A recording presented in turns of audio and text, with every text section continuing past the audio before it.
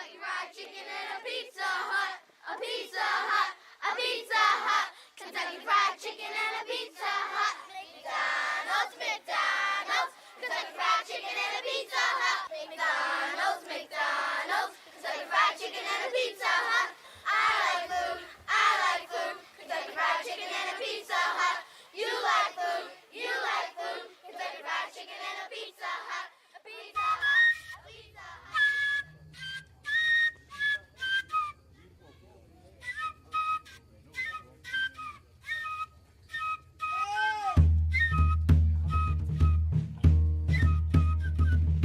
Everything's bigger in America. We've got the biggest cars, the biggest houses, the biggest companies, the biggest food, and finally, the biggest people. America has now become the fattest nation in the world. Congratulations. Nearly 100 million Americans are today either overweight or obese. That's more than 60% of all U.S. adults.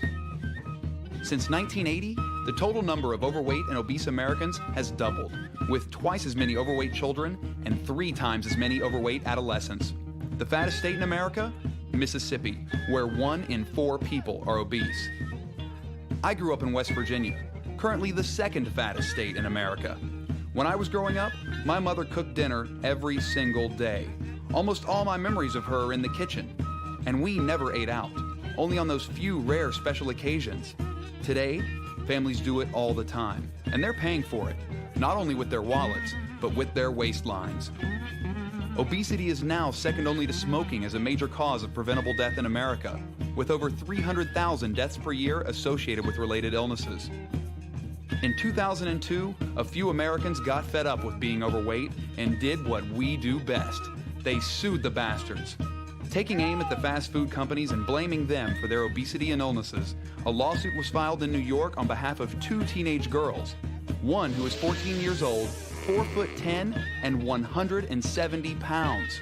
The other, 19 years old, 5'6" and 270 pounds. The unthinkable had suddenly become reality. People were suing the Golden Arches for selling them food that most of us know isn't good for you to begin with. Yet each day, 1 in 4 Americans visits a fast food restaurant. And this hunger for fast food isn't just in America, it's happening on a global basis. McDonald's alone operates more than 30,000 joints in over 100 countries on 6 continents and feeds more than 46 million people worldwide every day. That's more than the entire population of Spain. In the United States alone, McDonald's accounts for 43% of the total fast food market. They're everywhere. Walmarts, airports, rest stops, gas stations, train stations, shopping malls, department stores, amusement parks, even hospitals. That's right, hospitals. At least you're close when the coronary kicks in. Lawyers for McDonald's call the suits frivolous, stating that the dangers of its food are universally known and that these kids can't show that their weight problems and health woes were caused solely by their McDiets. The judge states, however, that if lawyers for the teens can show that McDonald's intends for people to eat its food for every meal of every day and that doing so would be unreasonably dangerous, they may be able to state a claim. Are the food companies solely to blame for this epidemic? Where does personal responsibility stop and corporate responsibility begin? Is fast food really that bad for you? I mean, what would happen if I ate nothing but McDonald's for 30 days straight? Would I suddenly be on the fast track to becoming an obese American? Would it be unreasonably dangerous? Let's find out. I'm ready. Supersize me.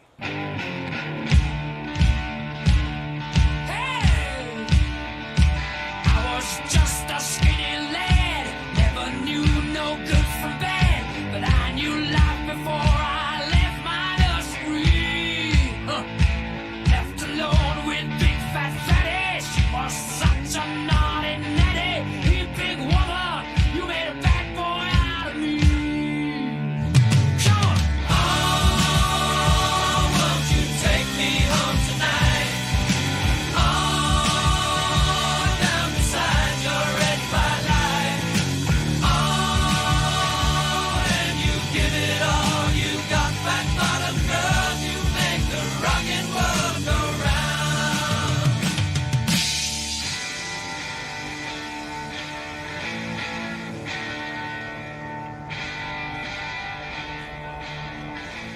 I knew if I was going to do this, I would need some serious medical supervision.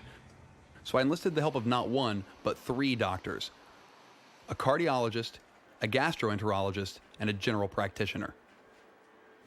You're feeling quite well today, yes? Quite well. In general, any fatigue or weight loss, weight gain, any change in your vision? No fever, no earache, no cough, no shortness of breath, no chest pain, no... Nausea, vomiting, heartburn. And no hospitalizations for illness. No. Do you take any medications of any sort? I don't. I've just been taking vitamins. Okay. Any food allergies or anything? No. There's no heart disease or diabetes or blood pressure or cancer in the immediate family? My grandfather's had a couple open heart surgeries. 1 out of 4 grandparents is dead. Yeah. Good genes. That's the important thing. Any alcohol use? Now, none. You don't smoke. I used to, but I don't. Any drug use at all? Not for a long time. Are you sexually active at present? Yes. A girlfriend? Yes. Is there anything we didn't cover? Is there anything else you need to tell me? I don't think so. Patient is embarking on a 1-month McDonald's binge. Very good. You might have something called white coat syndrome, which is 140 over about 95. 130 over 105. 120 over 80? That's what it is? Those other guys are stressing me out. You're much more relaxed. I tend to do that to my patients. See? Swallow, please. Your reflexes were perfect. That's good. Back out. Normal. So everything looks pretty normal here. Good. We'll skip checking for hernias. We're going to do a rectal exam. I like to be more thorough than that. And I like doctors to be thorough. You're gonna go downstairs and get your bloods drawn. So the reason we have you fasting is the true cholesterol and glucose numbers fasting. So if you had like a bacon, egg, and cheese, your cholesterol would be way high. Or if you had like orange juice, your glucose would be really high. 3 down. Your blood tests are excellent. Okay, you're starting off with a cholesterol, total cholesterol of 168, which is less than 200, and it's really superb. Your blood level's fine, your iron level is good as well. You have no evidence of diabetes. Your fasting blood sugar is very low. The other thing that we looked at were all your electrolytes in terms of the salts in your blood, your kidney function, your liver function. They were all perfect. Your triglycerides, which is your building blocks of fat, basically from what you acquire from eating fat, is 43, which is low, which is good. Your general health, is outstanding. Great. Your urinalysis is great. So you're starting off terrific. I think the worst case scenario is that you increase your triglycerides and your cholesterol level, and if you have any heart disease in the family or any underlying heart disease, you're putting your heart at risk. I expect to see an increase in your triglycerides because that can be affected. You're at 87 now, and I think that will change. And I think that's the only thing that will change. Out of everything. Out of everything. I mean, there might be some minor variations, but the body is extremely adaptable. And the kidneys will handle any extra salt that you're taking in, and your liver will be able to metabolize additional fats. As far as you gaining weight, you probably will. As far as your cholesterol going up, it probably will. As far as you feeling miserable, maybe. I don't know. Unless you start cheating and just order the salads. I also went to a fancy New York wellness center to meet a registered dietitian who would help track my progress. Okay, let's start with getting your height and weight. I'm 6'2". I weigh about 185. For your height, this is a healthy weight. I can tell you that right now. Your BMI, which is the body mass index, is within normal limits, which means you're not obese. You're actually at the correct weight. So what I should do is I should keep a sort of a checklist of the things that I eat for breakfast, lunch, and dinner. Keep a food log. Your calorie needs are going to be averaging about 2,500 calories a day. As far as fat goes, for 2,500 calories, you're going to want about 80 grams of total fat in a day. The saturated fat, which is a component of total fat, you want to have less than 25 grams a day. Don't try to overindulge too much. Yeah. Good luck, Morgan. Great. Thank you. Hi there. Hi, I'm Eric Raleigh, our exercise physiologist. Great. The official weigh-in. 185 and a half. We'll go through the cardiovascular assessment, and then I'll be able to calculate how much oxygen your muscles can utilize, and that's also an indicator of the type of condition your cardiovascular system is in. All right, good work. I'm gonna use these skin fold calipers to estimate your body density. You're 11% body fat, that's great. We're gonna measure your flexibility of your hamstrings, your hips, and your lower back. Good, good. Very nice. 38 centimeters was your best. And there's a basic, you know, old school test for muscular strength and endurance. 36, good job. You're above average fitness for your age group. Definitely, I'd say. Okay. Yeah, so you're at a good spot right now. More than 60% of Americans get no form of exercise. So for the next 30 days, neither will I. But I'll still have to walk. How much does the average American walk a day? Oh, you know, there's reason to believe. We have these pedometers that we put on people, step counters. You could very roughly estimate that about 2,000 steps, because 2,000 would make a mile. And we know that people that work in office settings, who drive a car to and from work, or take an elevator up to that office, may take as little as 2,500 or 3,000 steps in their entire day. If you wanted to feel physically like a lot of Americans do, then you'd kind of limit yourself to about 5,000 steps a day. Us New Yorkers, we walk everywhere. We walk to work, to the park, to the store. Most of us don't even own cars. The average New Yorker will walk 4 to 5 miles a day. A day? That's a lot of walking. I'll also have the blessing of being close to a food source almost everywhere I go. I walk past 3 Golden Arches just on my way to the office. 3 in just over a mile. There are more Mickey D's in Manhattan than anywhere else in the world. This tiny little island is less than 13 miles long by 2 miles wide, 22.4 square miles. And packed into that area are 83 McDonald's, nearly 4 per square mile. There are twice as many Mac Shacks as there are Burger Kings, and there are more McDonald's than KFC, Wendy's, Popeyes, and Taco Bell combined. That's a lot of burger. I know he's going to do it for a month, but I think after a week he's going to be really irritated. I think it's going to affect our relationship. You are a vegan chef? Yes, I'm a vegan chef. I just don't know if I can. Of course I will. I'll sit next to him while he eats McDonald's. Of course I will. I'm just going to be rolling my eyes the whole time.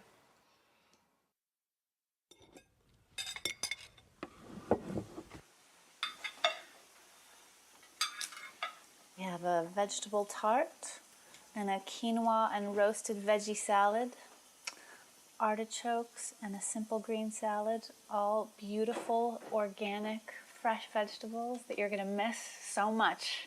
What am I going to have that's organic? In the next month, nothing. Nothing. You're only going to have genetically modified potatoes. I'm going to eat as many vegetables as I can tonight.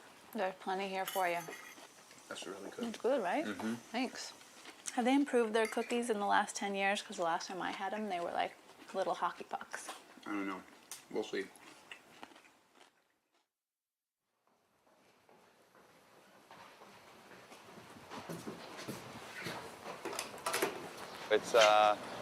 It's the first day, and I'm on my way to breakfast. Could I get an Egg McMuffin extra value meal? Every 8-year-old's dream right now that I'm getting ready to fulfill. I got my Egg McMuffin. That's gonna be the first thing right there.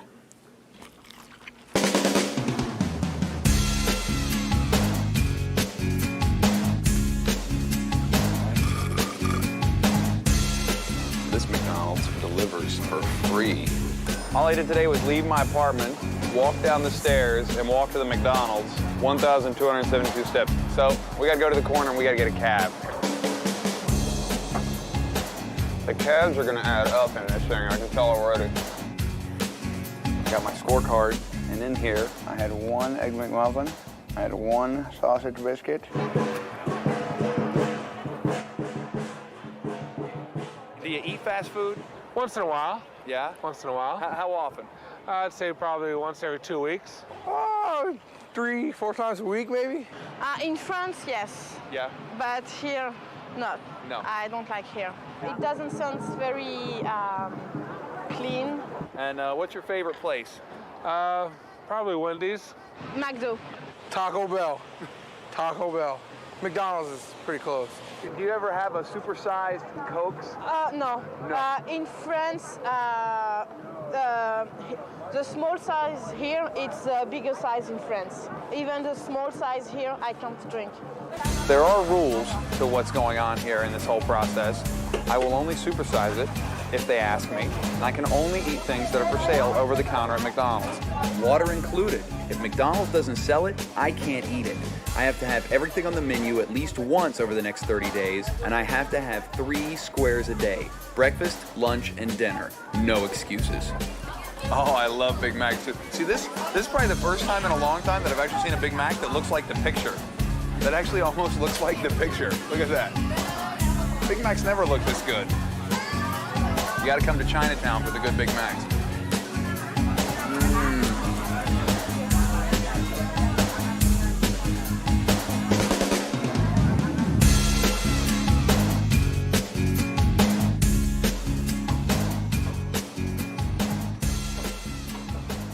You've heard about all these people who are suing these fast food companies. Yes, Yeah. I've heard. Yeah. I think it's ridiculous, but it's the American way to sue for everything. I'd throw the lawsuit out if I was a judge. And like I was saying, if these fast food places can put their signs up, if I can walk by them and just totally ignore them and say, I'm not hungry, I don't need this, they can do it too.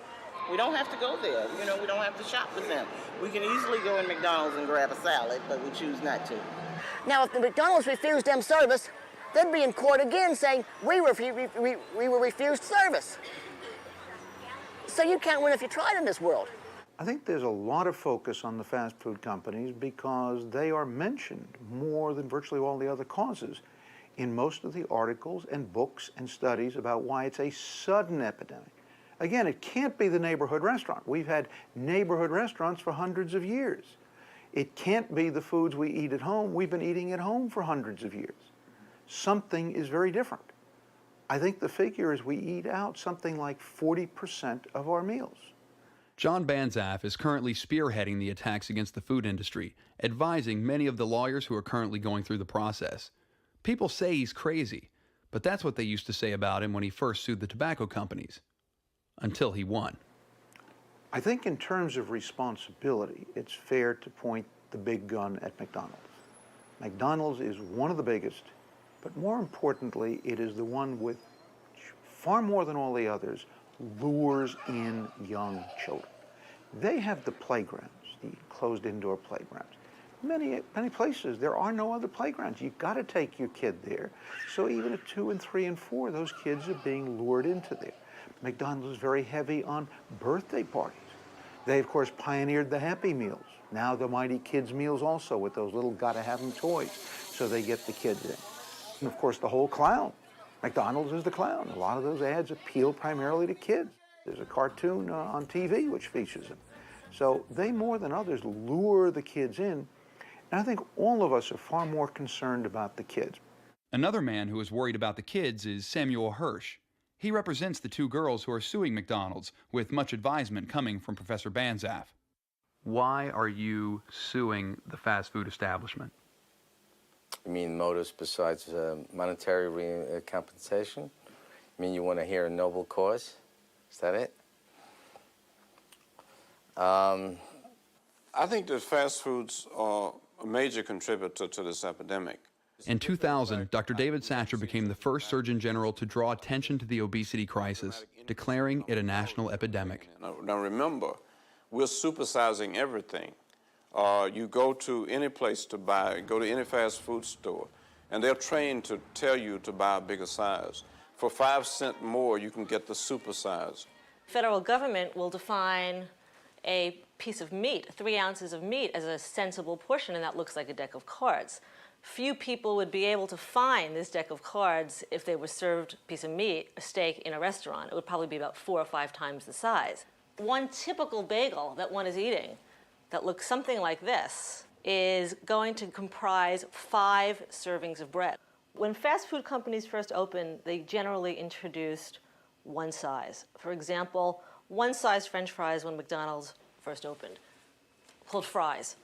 That size fries is now called small, medium, large, and supersize. That original size is still here.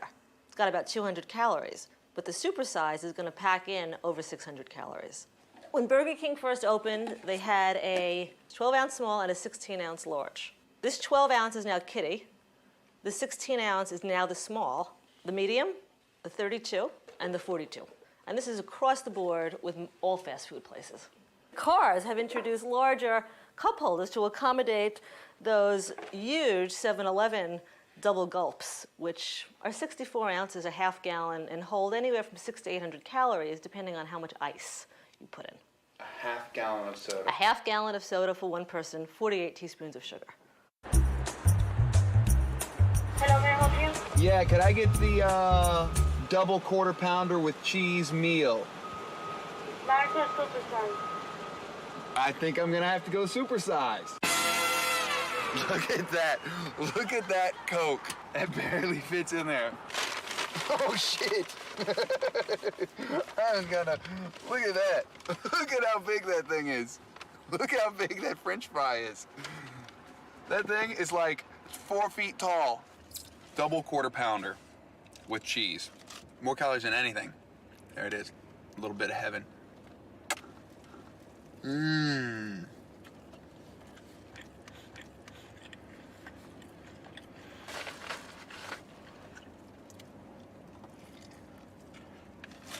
That's a lot of food, man.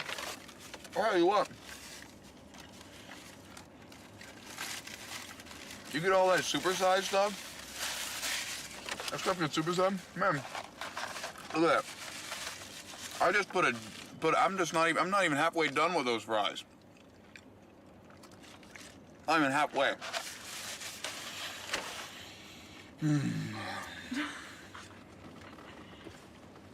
It's like a workout. See, now's the time of the meal when you start getting the McStomach ache. You start getting the McTummy, you get the McGurgles in there, you get the McBrick, and you get the McStomach ache. Right now I got some McGas that's rocking. Are you sweating there? My arms, I feel like I got some McSweats going. My arms got the McTwitches going in here from all the sugar that's going in my body right now. I'm feeling a little McCrazy. Oh. Just give me a minute. I'm in pure McDonald's heaven. This is gonna be you, like, after every meal. Oh. I'm dying. Oh, God, that's so nasty. Oh, it's making me puke.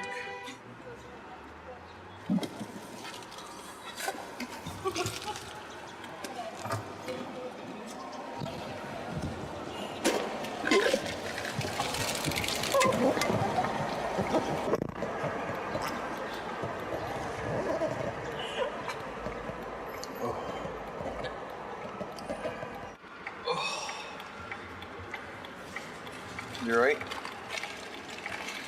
Yeah.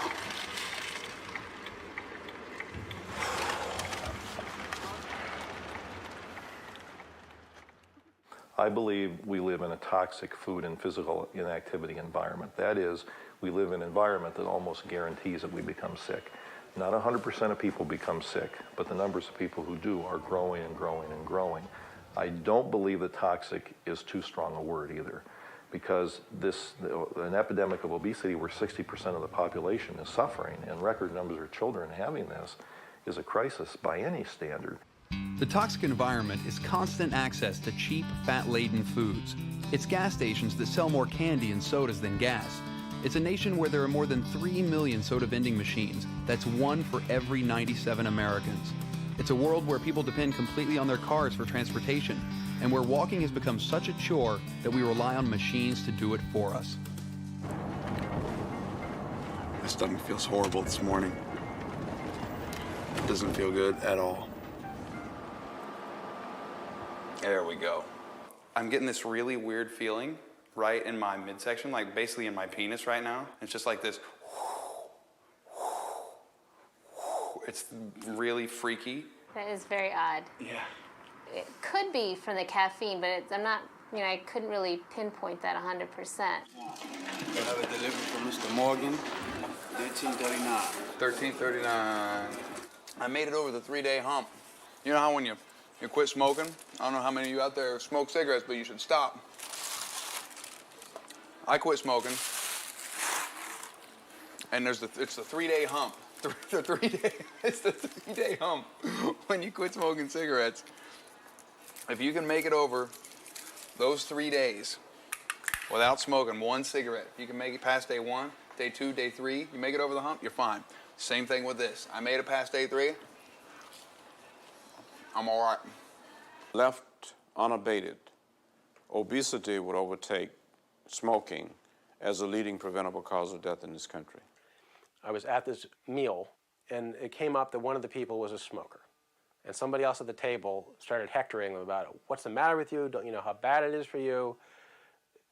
It'll do this, that, and the other thing to you, and you really should stop. And the smoker, rather than saying, fuck you, which, is a mind your own business, which I think is the appropriate response, was abashed and defensive, and like, oh, I tried to quit, and yeah, I'm going to try again, and you're right, and so on. At that same table, there was a quite large woman. And I was wondering, what if this guy, instead of confronting the smoker, had said to the large woman, what's the matter with you, you fat pig? Don't you know how dangerous it is to be so overweight? Stop eating, for God's sake, and don't you dare get dessert, and what's the matter with you, right? Same logic. I'd be hard-pressed to find a distinction between those two examples. Okay, so one is now socially acceptable to hector smokers, but the other one isn't quite yet. So the question is, at what point will it become acceptable to publicly hector fat people in the way that smokers are publicly hectored? A secret study by one of the tobacco companies that had the ominous title of something like Brand Imprinting for Later Actuation in Life. They would buy the little toy cigarettes and they'd start play smoking them at 4 or 5 or 6. Wouldn't even notice the pack. I mean, if you asked them what pack it was, they wouldn't notice it. But the theory was that somewhere it's buried in here, and then when they get to the age where they're smoking, without even realizing it, they're going for that pack that they recognize because it had those nice feelings for them when they were little kids. In the same way here, yeah, they're satisfied, it's nice, they remember the warm feelings of playing and getting the toy and being with mom and dad, and it's going to carry through. That's why, when I have kids, every time I drive by a fast food restaurant, I'm going to punch my kid in the face. Then he'll never want to come. Rock and roll McDonald's! Rock and roll McDonald's! Rock and roll McDonald's! Rock and roll McDonald's! McDonald's will make you fat. They serve Big Macs. They serve quarter pounders. They will put pounds on you. Rock and roll McDonald's! Rock and roll McDonald's! Rock and roll McDonald's!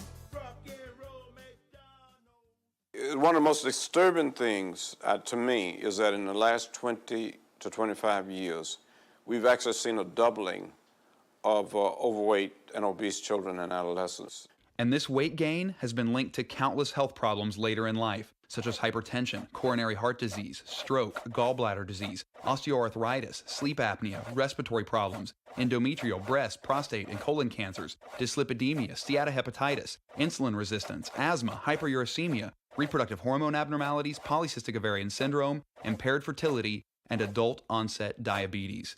In fact, if current trends continue, 1 out of every 3 children born in the year 2000 will develop diabetes in their lifetime.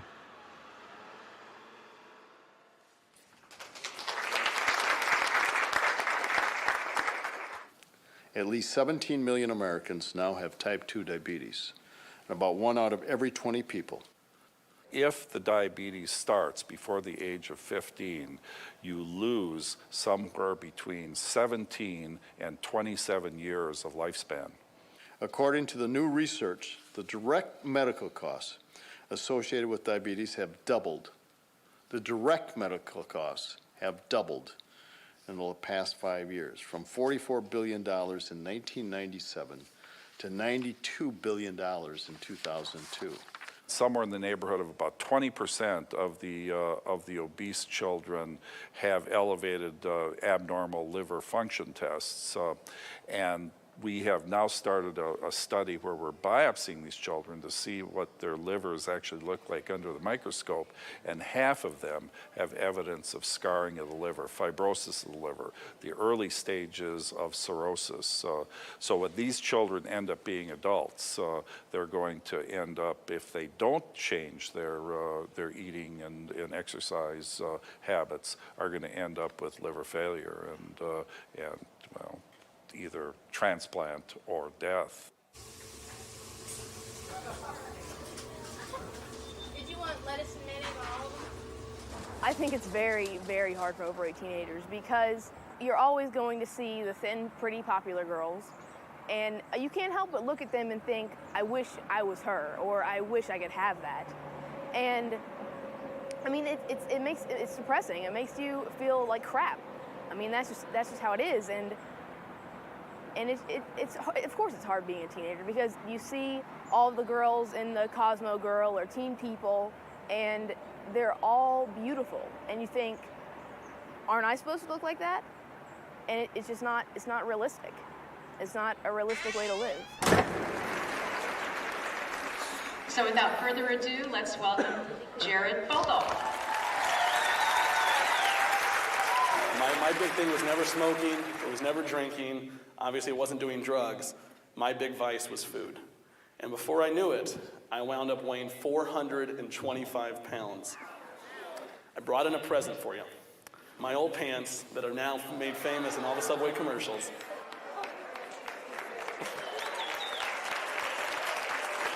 There you go. You're welcome. This is my daughter, Victoria. She's an 8th grade honor student, and you're a real inspiration to the kids. I really appreciate that. That's one of the greatest. I mean, you know, as I said, when I started putting my weight on, as you guys know, at 3rd or 4th grade, so. And she was real tiny when she was littler. Sure. And it's been in our family. In fact, I had a great-grandfather that died and was buried in a piano box years and years ago. Yeah. So it's in a history. Absolutely. So, and she's been trying to maintain her weight.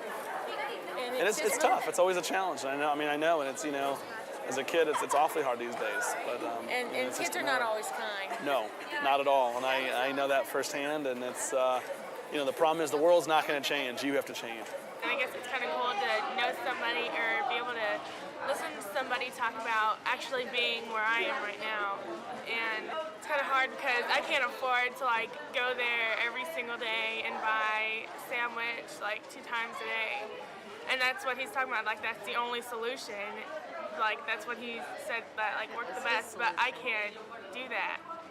And I've tried other ways, and it's kind of hurt my body from doing other ways that I've tried to do. And it's kind of hard to look at someone who said, hey, I've done it, so you can do it, but it's not that easy. I've been sick as a kid. I grew up eating a lot of ice cream, more than you could believe. We had an ice cream cone-shaped swimming pool in our backyard. We had a commercial freezer with not only all 31 flavors in it, but all the experimental flavors that were under development. And I made myself the official taster. I had to approve everything in my mind. And I loved it. What kid wouldn't? I literally had unlimited ice cream. I ate ice cream for breakfast. But I was sick a lot. And I wasn't very athletic. I didn't exercise. I was really ill. And I didn't feel good. So I would kind of appease that by eating more ice cream. You can see how the vicious cycle would take place. One of the triggering factors for me was my uncle, Bert Baskin, my dad's partner and brother-in-law, co-founder of the company, died of a heart attack. I think he was 51. Now, my uncle weighed about 240 pounds. Heavy-set fellow. And when he died, as a young man, I asked my dad, you think there could be a connection between his fatal heart attack and the amount of ice cream he would eat? My father said no. His ticker just got tired and stopped working. By this time, he had manufactured and sold more ice cream than any human being that had ever lived on this planet. He didn't want to think that the product he was selling was hurting anybody. that it had contributed to the death of his brother-in-law and partner, and in many ways best friend? I mean, no way. Ben Cohen, the Ben of Ben and Jerry's, a couple years ago had a quintuple bypass procedure at the age of 49. My uncle Bert Baskin of Baskin-Robbins dies at the age of 51 of a heart attack. My father, Irv Robbins, the other founder of the company, ended up with very serious diabetes. You can't deny these links. You just can't. Yeah, can I get the 2 cheeseburger meal? Okay, supersized. Second time. Thank you, sir. Thanks, man. After 5 days on the McDonald's diet, what I did was I ran 3 days worth of food analysis. The needs for you to maintain weight at the 185 that you were at when you came in, 186 pounds, was approximately 2,500 calories, okay?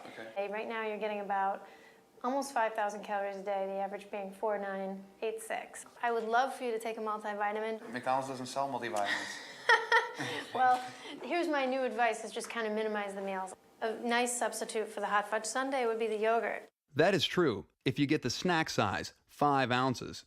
If you get the regular size without granola, it contains nearly as many calories as a strawberry sundae. With granola, it has more calories than the hot fudge or caramel sundae. And if that doesn't make you think twice about the parfaits, then how about this? There's a big nappy hair in it. That's disgusting. I'm gonna show you how we do it. You go like this, we go. Oh, look, it's long, too. Did you see that? Oh, that's so gross. Only the finest at McDonald's. Here we are at 190. It was 186 last week. 192, 193, 194. No. We have to stop everything. I don't believe it. 195 pounds. Wait. It can't be. No, we have to redo this. That's 0. The thing is zeroed. Second try. 88, 92, 94. You're gained actually about 5% of your body weight. Losing weight that fast and gaining weight that fast is not healthy. Do you eat fast food? Yes, I do. Yeah? Unfortunately. Oh yeah, love it. Love it. Yeah. Love fast food. Yeah, how often you guys eat it? Every week? Oh, maybe once or twice a week. Oh, we finna go hit up McDonald's in a little while. At least 3 times today. Because you know we ain't had no meal yet today, so. We just pointed towards McDonald's. I get the number 2, the cheeseburger. The 2 cheeseburger with meal. the supersized Coke and fries. You supersize it up. 30. Make it bacon. 69 cents. That's what they say. Make it bacon. Make it bacon, baby. How often do you think people should eat fast food? I don't know if they should eat it at all. I don't know if I should. I don't know about what they should do. Oh, that's baloney.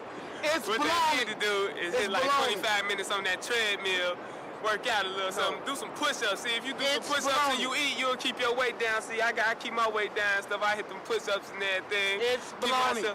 Keep myself cool. Who has time to do that? We have to work, we have to take care of kids, we have to clean. So you exercise, you run after your kids. Yeah.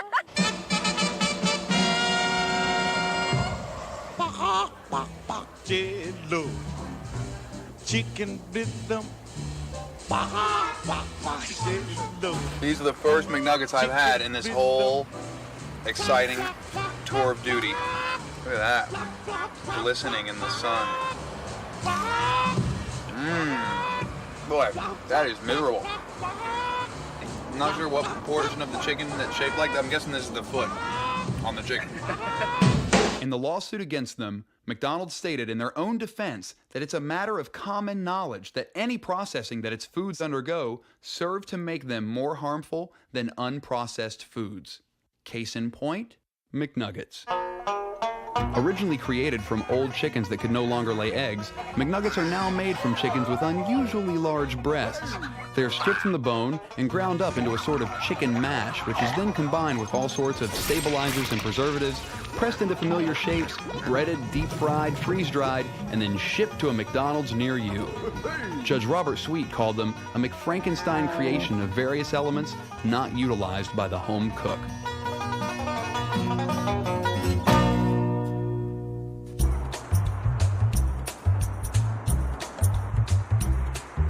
So for the past couple days, which I haven't shared with everybody, it's been a new thing. Is I've started to have like some not chest pains, but like pressure, You know, it feels like I got pressure on my chest. So I figure that's probably not a good thing.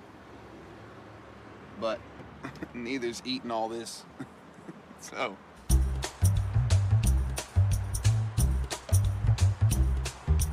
I tell you, I haven't smelled bad yet.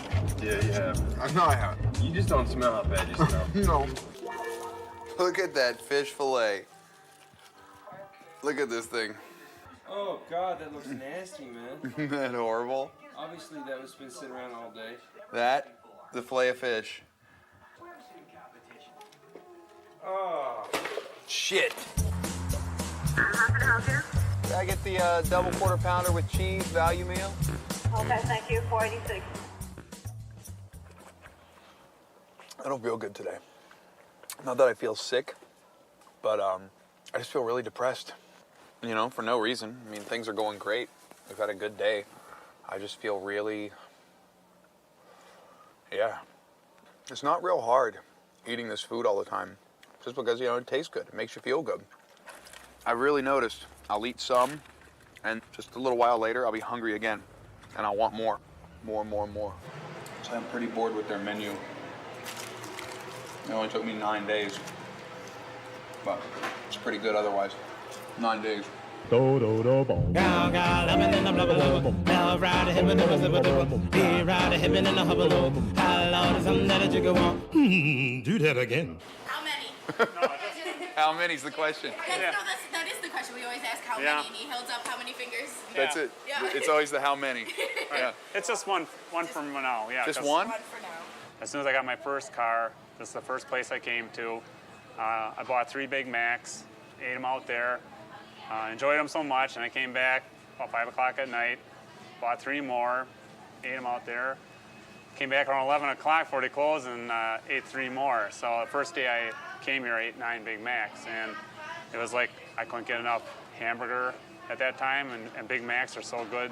So I ate 265 in the first month. How many do you eat a day usually? Usually it's 2 a day. Okay, now last year I ate 741 last year. Okay, well that's more than 2 a day. So that means there's days I had 3, but that's because they're getting smaller. It's probably 90% of my solid diet is probably Big Macs. That parking spot, that's where I asked her if she wanted to get married. I mean, this place is special, a lot of reasons, you know. Yeah. I had 1 Whopper in my life. Yeah. 1984, guy gave me $5 to eat a Whopper. So I went, after I ate the Whopper, took my $5 over to McDonald's, got some Big Macs.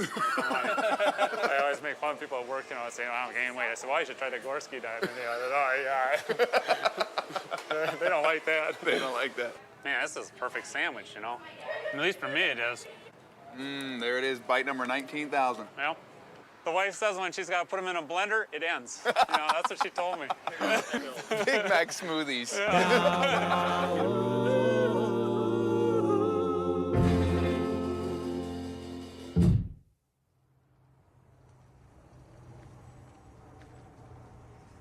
America's been McDonaldized, you know, it's been franchised out. It's like one of those old Flintstones cartoons where they just had something rolling around in the background. You kept seeing the same buildings go by. It's like Kmart, Walmart, McDonald's, Kmart, Walmart, Wendy's, Kmart, and it's just like you have no sense of where you're at anymore. The way I look at it is like Cezanne was inspired by the mountain he saw out his window. And when I look out my window, I see no mountains. I just see billboards and advertisements. So I use that as my inspiration. The average American child sees 10,000 food advertisements per year on television. 95% of those are for sugared cereals, soft drinks, fast foods, or candy. A parent who eats every meal, every day, for the whole year with their child, and every meal gives a very compelling nutrition message, and can bring in cartoon characters, and Michael Jordan, so instead of selling McDonald's, he sells oranges, and Britney Spears, instead of selling Pepsi, will sell radishes or lettuce or something. That parent will have 1,000 cracks at their child compared to 10,000 for the food industry. So it's not a fair fight. You know, by the time kids are able to speak, most of them can say McDonald's. I'm going to show you some pictures, and I want you to tell me who they are. Okay. Who's that? You don't know? George Washington. Yeah? Who is he? He was the 4th president. He freed the slaves. And he could never tell a lie. Who's that? Don't know. I don't know. You don't know? I don't know. George W. Bush? Nope, that's a good guess, though. Is this? I don't know. Goldilocks? I forgot the name, but I think I know. Yeah? Where have you seen her? That picture is on the sign. Wendy. Nice. Who's that? McDonald. Ronald McDonald. Who is it? McDonald. What does he do? He was helping people at the cash register. He works at McDonald's. I love the pancakes and sausage. He brings every of his friends to McDonald's for a Happy Meal. Where have you seen him? On television, on the commercials. He's the character that made McDonald's. And he does a lot of funny stuff on TV. Companies spend billions making sure you know their product. In 2001, on direct media advertising, that's radio, television, and print, McDonald's spent $1.4 billion worldwide. On direct media advertising, Pepsi spent more than $1 billion. To advertise its candy, Hershey Foods spent under a mere $200 million internationally. In its peak year, the 5-a-day fruit and vegetable campaign's total advertising budget in all media was a lowly $2 million, 100 times less than just the direct media budget of one candy company. Think about the way food is marketed. T-shirts, coupons, toys for children, giveaways in fast food places, placemats. I mean, just all of the different ways in which food marketing is ubiquitous. The most heavily advertised foods are consumed the most. No surprise. Thank you. Come again. Welcome to McDonald's. Tomato, concentrate, distilled vinegar, high fructose corn syrup, and corn syrup. That means sugar.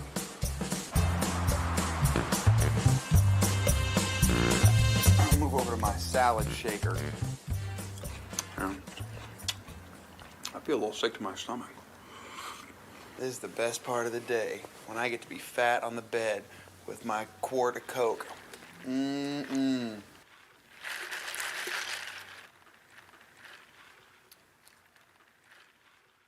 People eat out a lot. And so if there aren't healthy foods available at restaurants and there isn't good nutrition information, it makes eating out difficult. McDonald's says nutrition information for all their products is available online.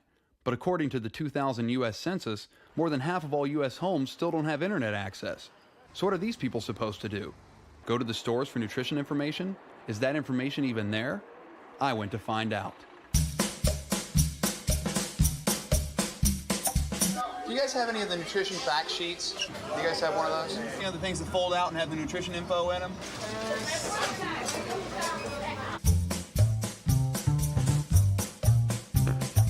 There aren't any over there? Or would they be up front? Yeah, they should be. But they got lots of info about Dora the Explorer Live. That's cool. Thank you.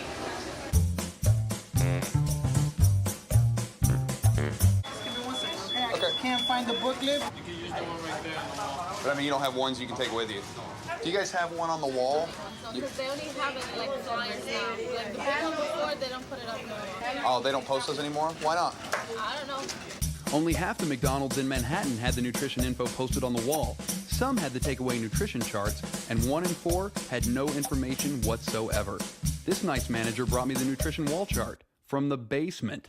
Oh, thank you. You don't have ones that I could take with me, like a takeaway? Do you know when you'll have some of the paper ones again? No. John Banzaf and I looked all over this McDonald's in Washington for any nutritional information. And then we found it. Aha! Oh, here we go. Behind here, you'd never see it. It's right back there.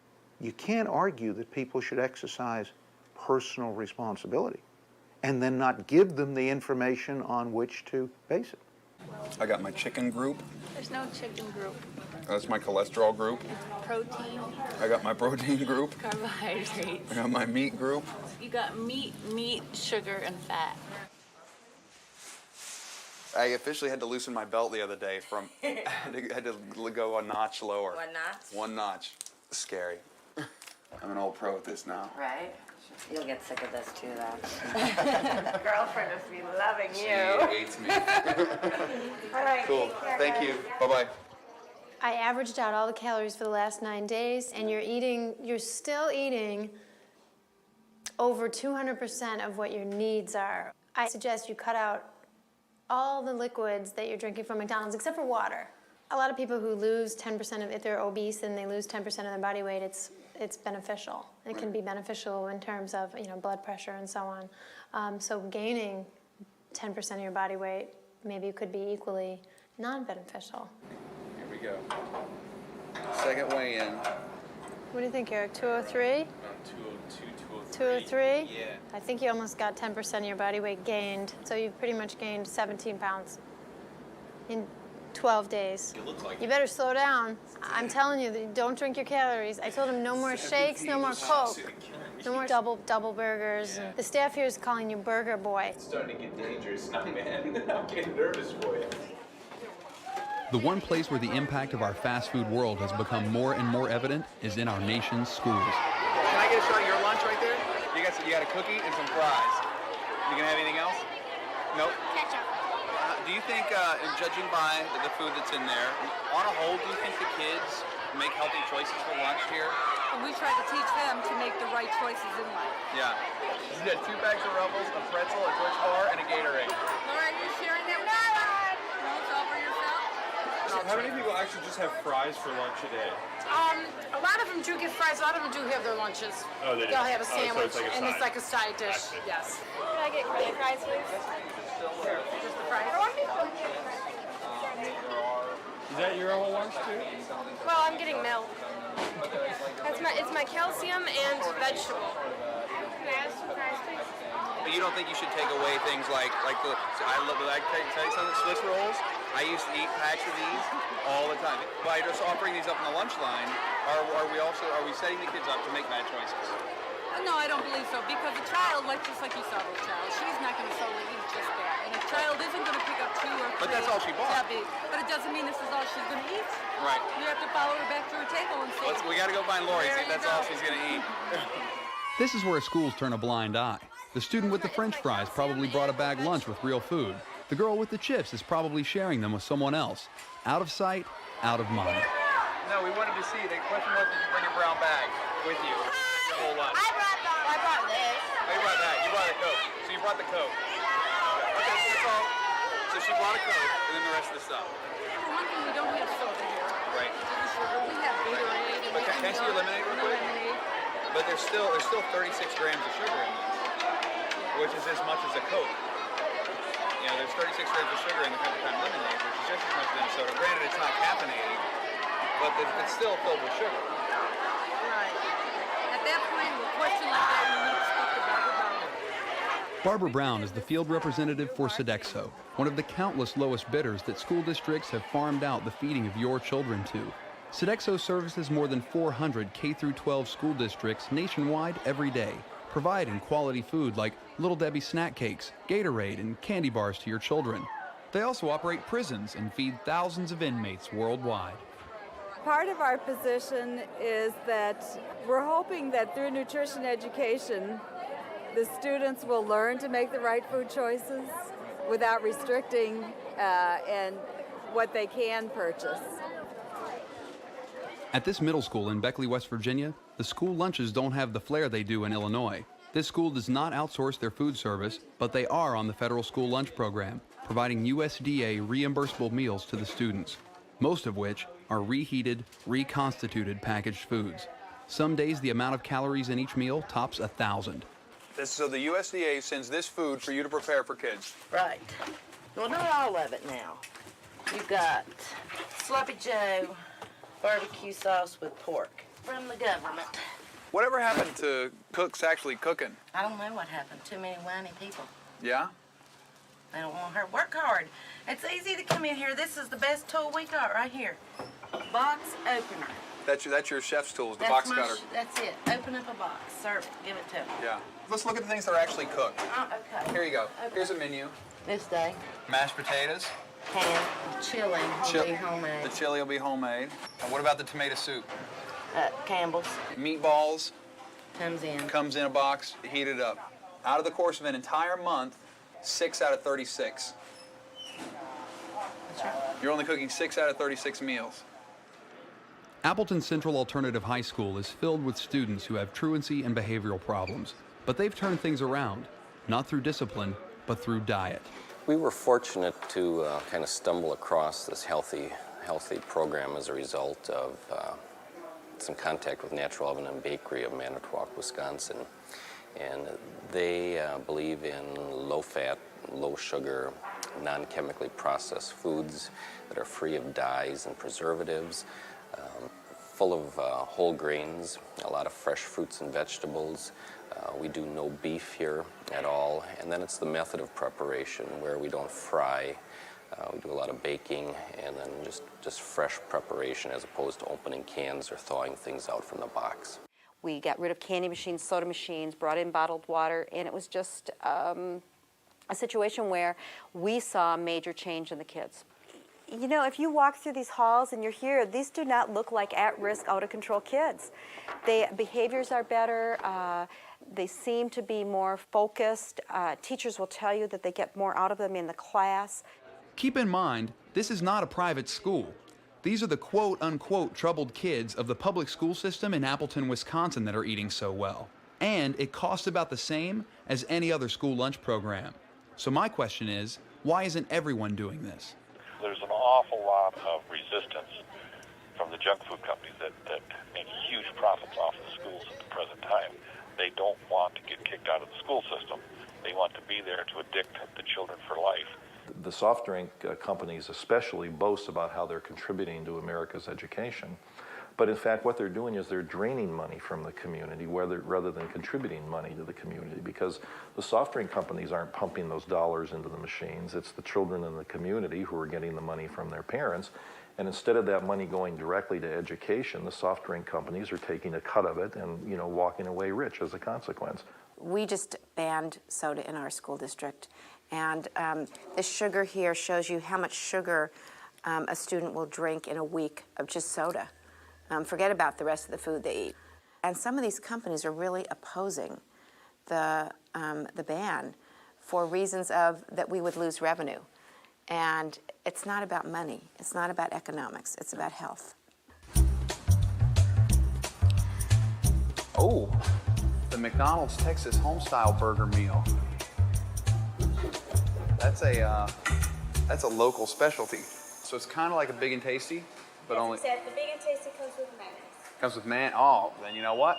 I need the McDonald's Texas Homestyle Burger Meal, please. Would you like to supersize it today? Oh, yes, I would. Do a lot of people supersize it? Yeah, like say you ask 5 people. How many of those 5 do it? Actually, I get mostly all of them. Oh, mostly all of them? So you just say you're batting about 100%. Yeah. See that? She's that good. Deborah's that good. So first meal inside the restaurant that I went in to get, and they asked me to supersize it. We're going to keep little tabs, see how many times they asked me to supersize it here in Texas. Because Texas, out of the top 15 fattest cities in America, Texas has 5.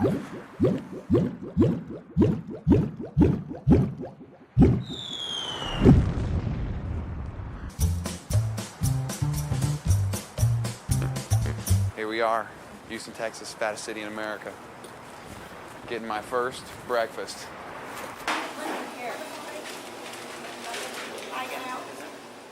When it comes to the topic of obesity, many people are quick to point the finger at various foods and food companies. But the Grocery Manufacturers of America, a Washington, D.C.-based lobby group whose mission is to advance the interests of the food, beverage, and consumer products industry, are quick to shift the focus away from the companies they represent and to remind everyone that there's more at work here than just eating poorly. We believe very strongly in our industry and in other industries. I think you'll find there's a growing consensus that the solution lies in good education. We have to get good information to parents so that they can teach their children better exercise and nutrition habits, and so that they can lead the healthy lifestyles. We don't teach physical education in schools anymore. In the U.S., only one state requires mandatory physical education for grades K through 12. It's also one of the fattest, Illinois. You got interference sometimes with this. You got a heart rate? Phil Lawler is the phys ed teacher at Madison Junior High School, home of the soaring Warhawks, the snack-ridden school lunches we saw earlier, and one of the most well-executed physical education programs in the country. Supported mostly by fundraising and parent involvement, Lawler has created a role model for instructors and school districts nationwide. When's the last time you've ever heard of a science class fundraising to get their labs? Eventually, society has to step up to the plate and say, this is important, we should have daily physical education and equip it properly. Well, we have to say our greatest strength is the resource of our young people. That's our future. And boy, if the way we're treating our resources right now, we're running into some serious problems with that. See, I've always said we've never had health care in this country. We've only had sick care. I think daily physical education is the only place out there that's really offering a solution. When I start the music, you are going to begin traveling through general space. You will go back to your spot, and I will tell you a body shape. Watch out for other people! Ground. Good job. How many days a week do the kids here at this school get to go to the gym? Once. 1 day a week? 1 day a week for 45 minutes. Is that enough? No, nowhere close. Not when the Surgeon General recommends that at minimum you need 30 minutes of physical activity a day to maintain your weight and a healthy well-being. So once a week is nowhere close. In 2001, President Bush announced his presidency with sweeping education reform. The No Child Left Behind Act would now hold states accountable for not having students who met minimum education requirements. Apparently, we were not only the fattest nation in the world, but we were quickly becoming the stupidest. I mean, maybe sending a very difficult message for schools. I mean, one of the reasons recess is being cut back in elementary schools, as I said earlier, is that's being cut out so they can prepare for the tests. You know, and something I've said to a couple of groups, it's very interesting. We could end up with youngsters who could read, but who are fat. So we have fat readers, quote unquote. As more and more we put mandates on the school to be very myopic in their focus, we mitigate against all of these other areas where they should be devoting time and energy, including phys ed, nutrition, health. These are all the things being cut out. Who in here can tell me what a calorie is? You know what's on the back of the food box? Something you should watch. Something you should watch. Yeah, you got that right. Is it the fat that goes through your What's a calorie? Oh, Jesus. Calorie is an increment of, That's a good question. Most of us know what a calorie actually is. I don't know. Oh, wait. Is a calorie some part of fat? Like, I don't know. It's something that builds up the fat in your body. Calories are not good. It's the amount of, see, I don't know. I want to say it's the amount of calories in a calorie. I don't know. I never pay no mind what calories are. I just eat when I'm hungry and that's it. So if you can tell me what a calorie is, go ahead. Calorie is a measure of the energy content of food, and a calorie, the kind that you usually see when you see the caloric content on food labels, 1 calorie is the amount of energy that's needed to raise the temperature of a liter of water by 1 degree centigrade. Well said. Could I get a bacon, egg, and cheese McGriddle? Sounds like a little pancake. Tastes like a little pancake. Look at that. I haven't walked a half mile a day since we've been here. No wonder everything's bigger in Texas. If you're inside, stay there. The blizzard of 2003 isn't over yet. I got my lunch. I got my dinner. Never have to leave the house. I'm not going to completely become vegan just because you want me to. I'm not saying you should do it because I want you to. I'm saying that you need to think about what you believe is a system that is corrupt and immoral and wrong and hurtful, but you're going to be a part of it. Where is the disconnect there? Why don't you make that choice? Why don't I make the choice to not eat meat? Yes. Because you like it. Because I like Because meat. it tastes good. I like bacon. I love pork chops. Ham is the greatest I'm sure thing heroin ever. is awesome. I'm sure it's Heroin great. and ham are in completely different categories. I'm sorry, but ham and heroin are not the same thing. They're not.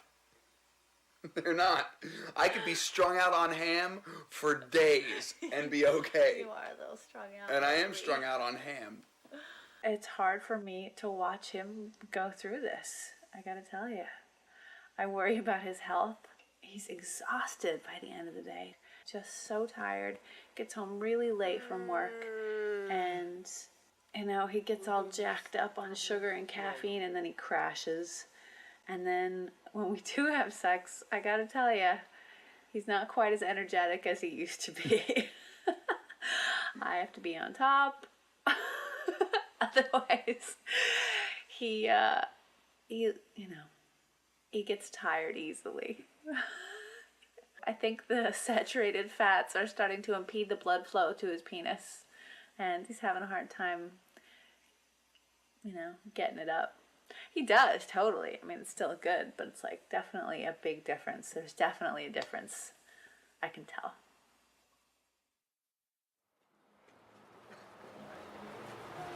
Oh, I feel horrible today. My headache's coming back again. It feels like somebody's yanking on the tendons behind my eyes. My body officially hates me. All the vitamins that you see here, vitamin E, thiamine, riboflavin, niacin, and so on, are all under 50% of what you need. You're getting quite a lot of carbohydrates, and I know clearly that those are all refined carbohydrates because those are coming from the buns, biscuits, hash browns, okay? Right. And the sugar. I mean, let's not forget the most refined carbohydrate of all, which is coming from your milkshakes and your Coke. In fact, there are only 7 items on the McDonald's menu that contain no sugar whatsoever. French fries, chicken McNuggets, hash browns, sausage, Diet Coke, coffee, and iced tea. Everything else, even the salads, contain sugar. I'm telling you, 202. Yeah, you I lost a pound. Oh, thank God. Muscle weighs more than fat, so no, you might have lost some muscle mass and gained some fat mass. I lost a pound. Let's go get something to eat. I was feeling bad in the car, feeling like shit. Really. I was feeling really, really sick and unhappy. Started eating. Feel great. Feel really good now. I feel so good, it's crazy. Isn't that right, baby? Yeah, you're crazy, all right.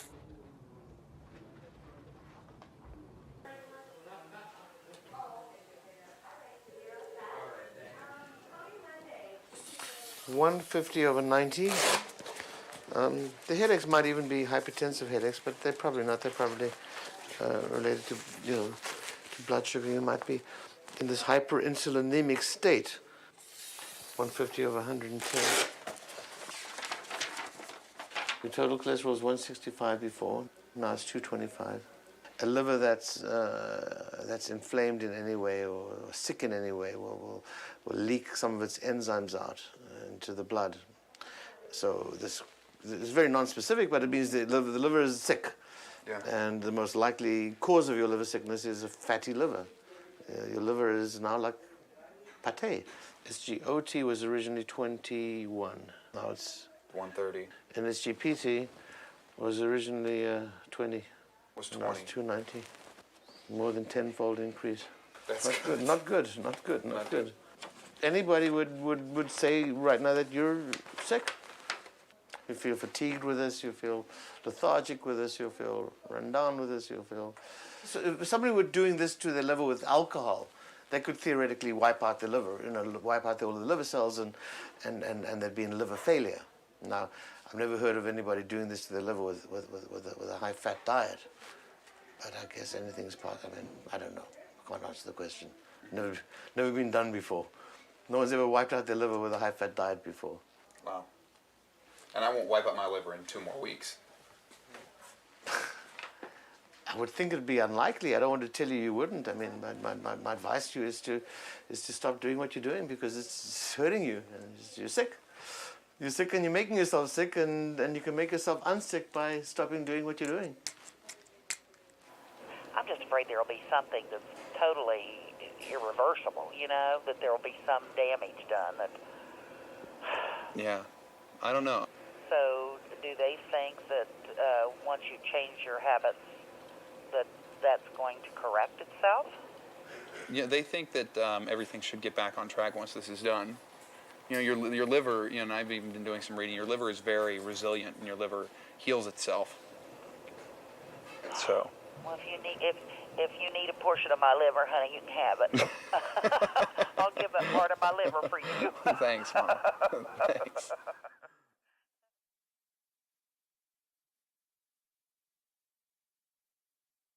There's a drug that is used in emergency rooms called naloxone. It's used for heroin overdose. And a guy comes in, overdose on heroin, comatose, he's going to die. You inject him with this drug, and it blocks the opiate receptors in the brain. Heroin doesn't work, he wakes up.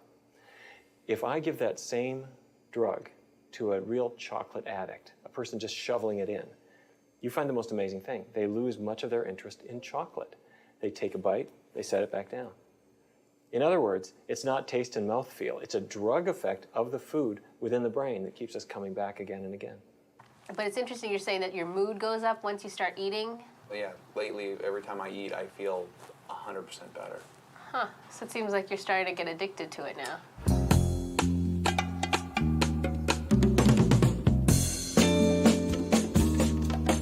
I'm your mama, I'm your daddy, I'm that nigga in the alley. I'm your doctor when in need. Want some coke, have some weed. You know me, I'm your friend, your main boy, thick and thin. I'm your pusher man.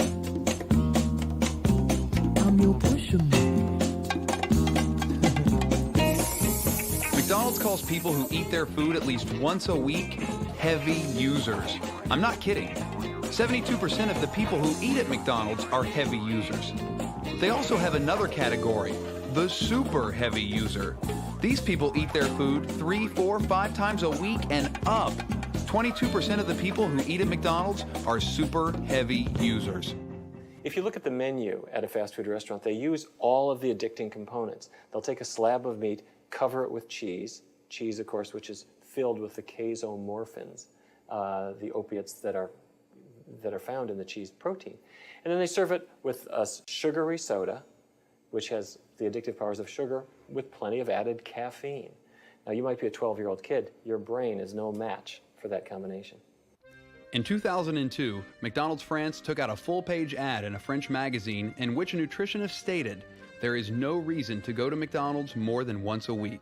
McDonald's corporate headquarters in the U.S. freaked out, saying that this is only one opinion, and that the vast majority of nutrition professionals say that McDonald's food can be a part of a healthy diet. So, we thought we'd randomly call some nutritionists to see what their opinions were when it came to eating fast food. How often do you think that people should eat fast food? Ideally, never. Rare to never. The less the better. 0 is the best. And hopefully no more often than once a month. If you are stranded on a deserted island, or if we get bombed with anthrax and that's the only food available, that's the only time you should eat fast food.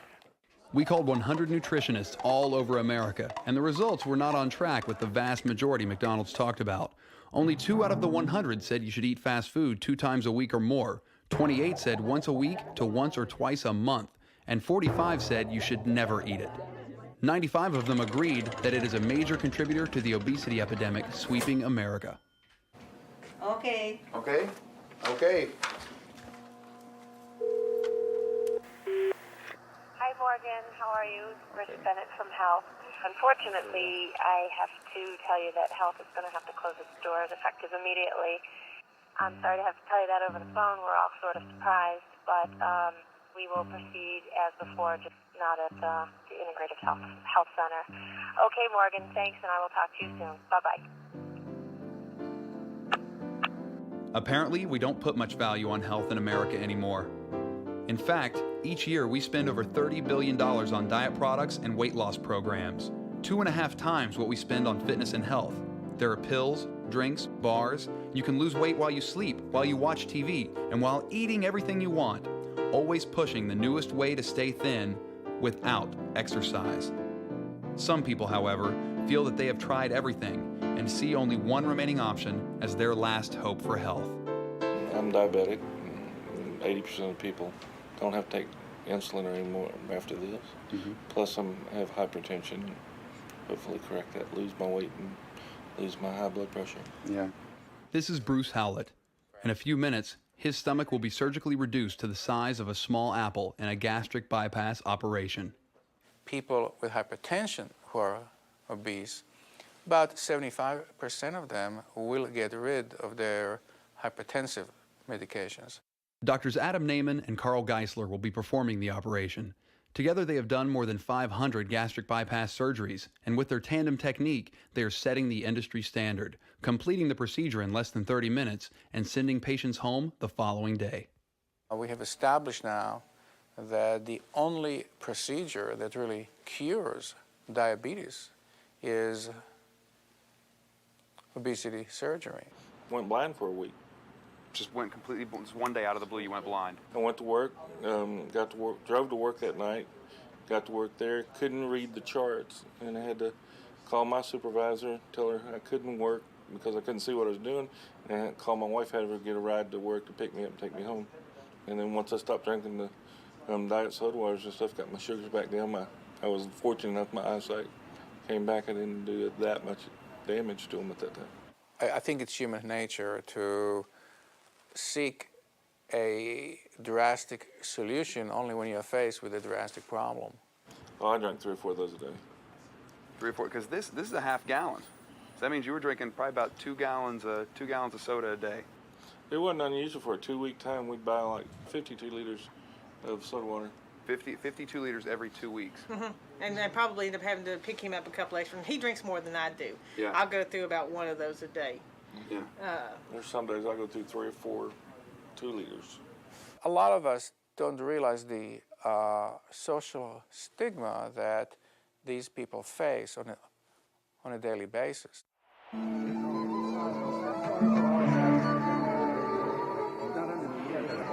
1, 2, 3.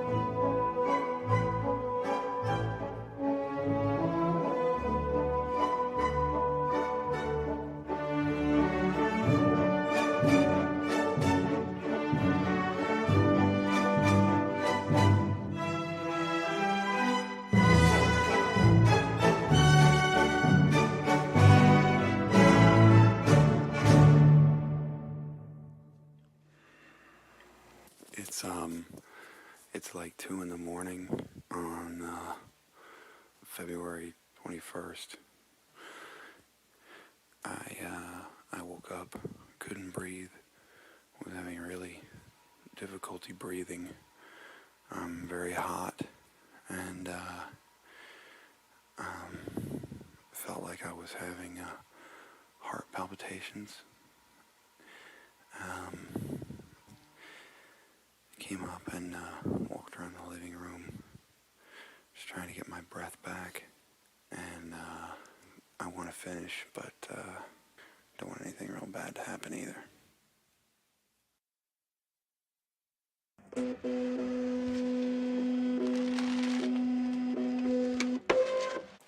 Your EKG is normal. Deep breath. And out.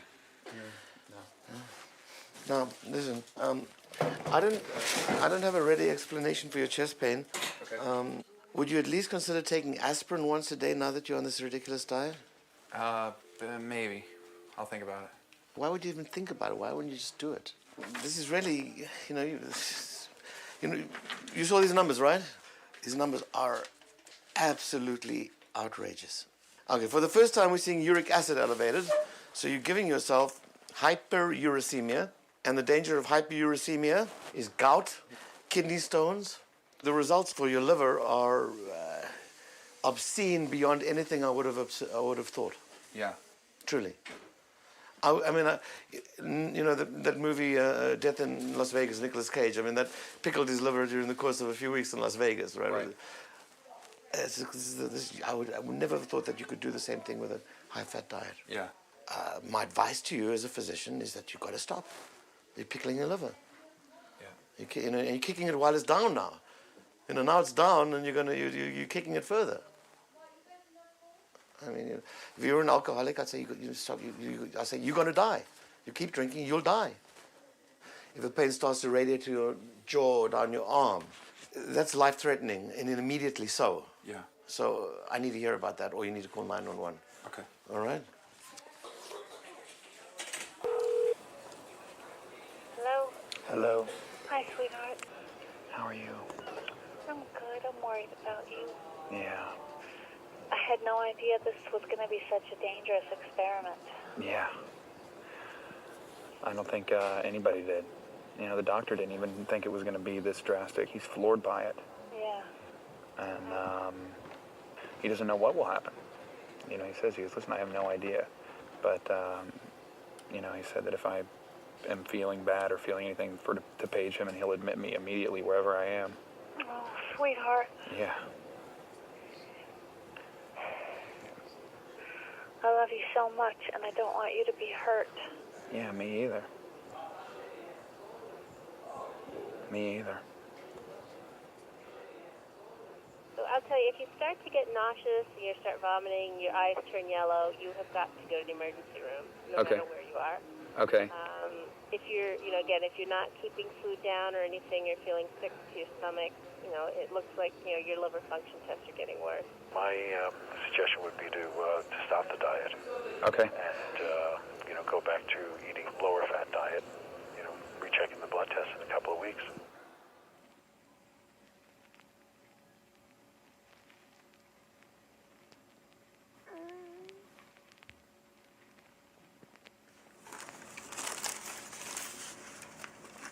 Nobody needs to be partisan about this issue.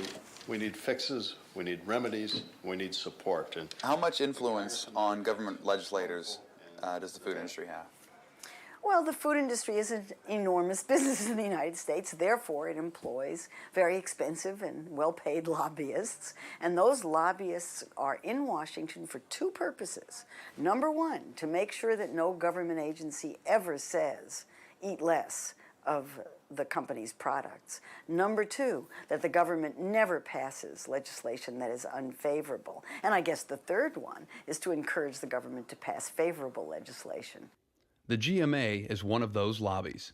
You're going to see us do what we do best, and that is market appropriately, finance education programs, as we're doing in a great abundance, getting good information out to parents so we can solve the problem. That's what we do in the food industry.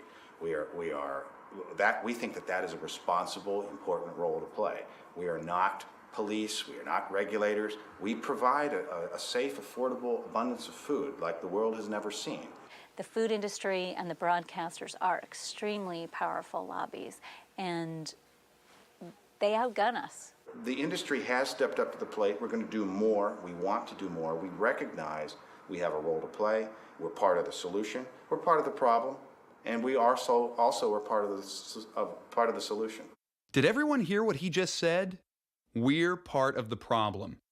The lobbyists for Coke, Heinz, Smucker's, Kellogg's, Nestle, Kraft, Hershey, Sara Lee, Cadbury, General Mills, Seagram, Welch's, Wise, Anheuser-Busch, Birds Eye, Lance, Campbell's, Carvel, Mars, Ocean Spray, Hormel, Dannon, and Pepsi said we're part of the problem.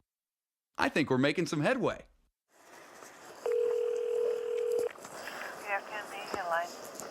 Yeah, I wanted to speak to somebody about scheduling an interview with Jim Cantalupo.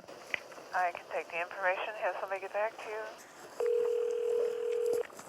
Good morning, media line. Good morning. I wanted to speak to someone about scheduling an interview. I can take the information, have somebody get back to you.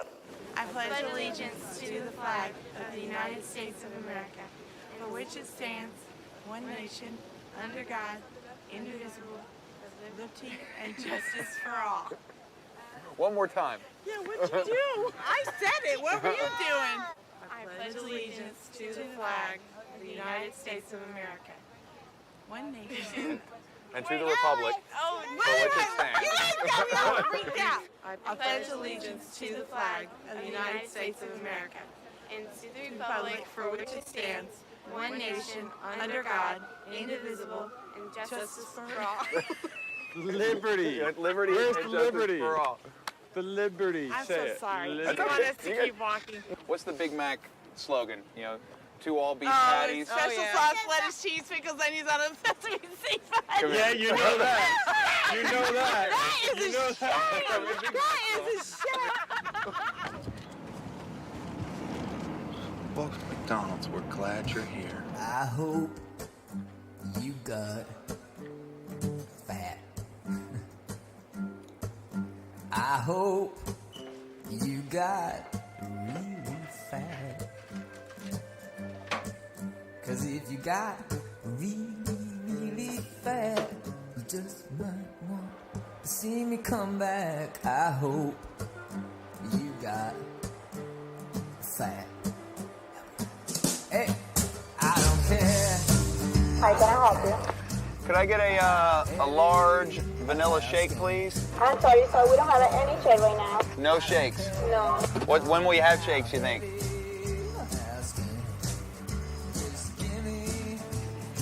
Guess that's never.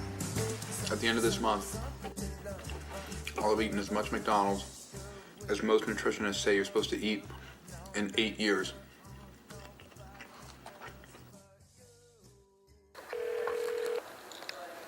Line, this is Sheila. Yes, Sheila, it's Morgan Spurlock calling. I'm trying to reach Lisa Howard. Okay, Morgan. I will let her know. Hi, this is Lisa Howard. I'm not able to take your call right now. If you leave me a message, I'll get back to you as soon as. Hey, Lisa, it's Morgan Spurlock calling, and I just wanted to follow up on the email that I sent to you. Close to the end of the day, and I didn't know when she was going to be taking off. Sure, I'll put another message on her desk. Lisa Howard. Hi, Lisa, it's Morgan Spurlock calling. Hi, Morgan. How are you? I'm doing good. How are you? I'm okay. Good. So you got my email? Yes, I got your email. Okay. And I'm circulating it around. Okay. I don't have an answer for you. Any idea when you think you might? Probably in the next day or two. Oh, man. Walking up the stairs has gotten starting to get really difficult. By the time I get to the top, it's really pathetic. Oh, man.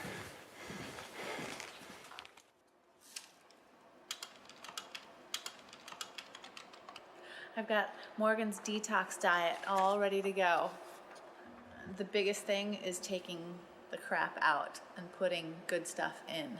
Really focusing on nutrient-dense food, organic, seasonal, fresh food. Making sure that I'm getting as many cleansing vegetables into his diet as possible.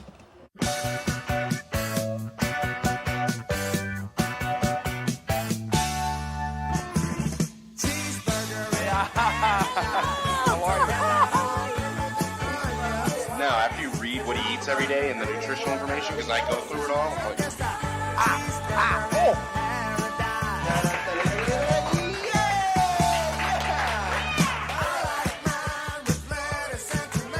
We're sharing a portion. Yeah, we're splitting. Extra calories. Extra calories. I love you dearly, but you are a demented man. I'm sick. Bye-bye. See you tomorrow. I can't believe that tomorrow I'm going to get up and not have to go eat McDonald's.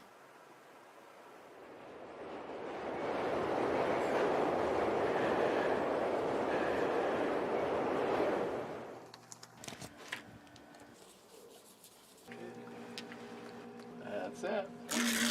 Unbelievable. Woo! Okay. It just keeps Where's getting Chester? bigger. Wow. Oh, yeah. Oh, boy. 210 I'm going to pounds. say 210, right on the money. We went from 185.5 to 194.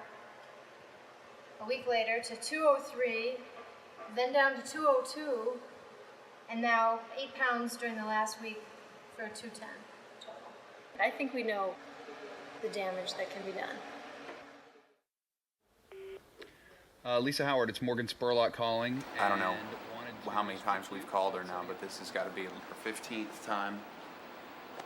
Lisa Howard, Morgan Spurlock calling from New York. Please call me when you get this message. We'd still like to schedule an interview with someone from McDonald's. Please call me when you get this, and let's talk about what's possible.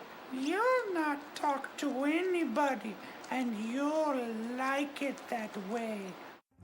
After 6 months of deliberation, Judge Robert Sweet dismissed the lawsuit against McDonald's. The big reason? The two girls failed to show that eating McDonald's food was what caused their injuries. Interesting. In only 30 days of eating nothing but McDonald's, I gained 24.5 pounds. My liver turned to fat, and my cholesterol shot up 65 points. My body fat percentage went from 11 to 18%, still below the national average of 22% for men and 30% for women. I nearly doubled my risk of coronary heart disease, making myself twice as likely to have heart failure. I felt depressed and exhausted most of the time, my mood swung on a dime, and my sex life was non-existent. I craved this food more and more when I ate it, and got massive headaches when I didn't. In my final blood test, many of my body functions showed signs of improvement, but the doctors were less than optimistic. I would very, very much doubt that these numbers will return to normal. Although it did drop, it was a small drop. If you kept on the diet indefinitely, I know that you'd probably develop coronary artery disease. Inflammation and hardening of the liver. Should people eat fast food? No. You know this. The answer is no. It certainly needs to be very restricted and balanced with overall a healthy diet and overall a lot of exercise. And there's no reason whatsoever why fast food has to be so disgusting. Fast food can be nutritious. It's a cheap form of food, and it does keep you full for a while, so you get your money's worth. But unfortunately, you cause some major harm to your heart, your liver, your blood. I wouldn't suggest you continue the diet for a year to check this out. I don't think it's appropriate or healthy, especially with what showed up with your liver. For a year? Right. So I shouldn't eat this food for a year? No, I don't think so. You know, we see people who go on an alcohol binge and their numbers go up like crazy. But to go on, a Mac attack, and they've got numbers to show that it attacks your liver too. I wouldn't have even thought about this, but it makes sense. Now that we have the data, it definitely makes sense. Still, the impact of this initial lawsuit is being seen far and wide. School districts in New York, Texas, and San Francisco have banned sugary soft drinks in schools, and all natural healthy options are popping up everywhere. McDonald's joined right in, sponsoring events that showed how health conscious they'd become and creating a new line of premium salads. At the same time, however, they also masterminded one of their fattest sandwiches to date, the McGriddle, a pancake-wrapped creation that won my heart in Texas, but can pack as much fat as a Big Mac and have more sugar than a pack of McDonald Lane cookies. In fact, their new premium ranch chicken salad with dressing delivers more calories than a Big Mac and 51 grams of fat, 79% of your daily fat intake.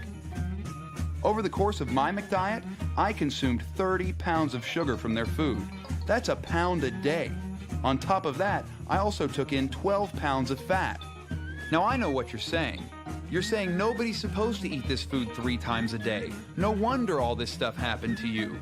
But the scary part is, there are people who eat this food regularly. Some people even eat it every day. So while my experiment may have been a little extreme, it's not that crazy. But here is a crazy idea. Why not do away with your supersize options? Who needs 42 ounces of Coke, a half pound of fries? And why not give me a choice besides French fries or French fries? That would be a great start. But why should these companies want to change? Their loyalty isn't to you, it's to the stockholders. The bottom line, they're a business, no matter what they say. And by getting you to supersize, they make millions. And no company wants to stop doing that. If this ever-growing paradigm is going to shift, it's up to you. But if you decide to keep eating this way, go ahead. Over time, you may find yourself getting as sick as I did, and you may wind up here. Or here. I guess the big question is, who do you want to see go first? You or them?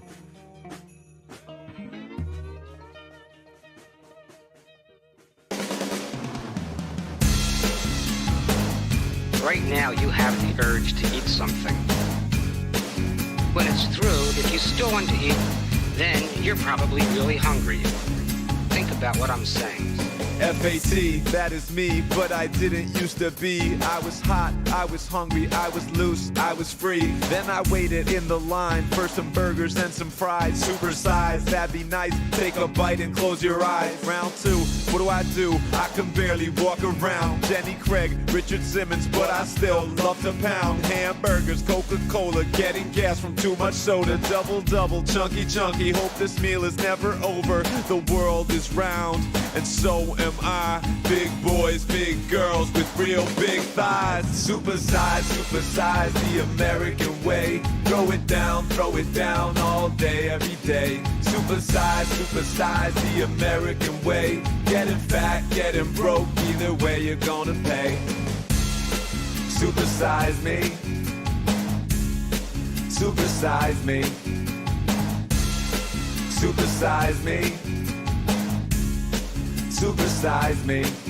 Now I can't get out of bed, so I have to order in. I'm a triple fat fatty and I have a triple chin. Who's to blame? Call the lawyer, try to settle out of court. Get some cash, spend it fast, cause I'm staring at my fork. Cause it's sad and it's lonely. Ham and cheese with bologna. Large pie, stuffed crust, a doggy bag is for a phony. I have lost the motivation to inhibit the sensation. Bottle up the frustration. Birthday cake, I stick my face in. Turkey club with double bacon, it's got healthy connotations. Fast food is overtaken and it's supersized the nation. Supersize the American way. Throw it down all day, every day. Supersize the American way. Getting fat, getting broke, either way you're gonna pay.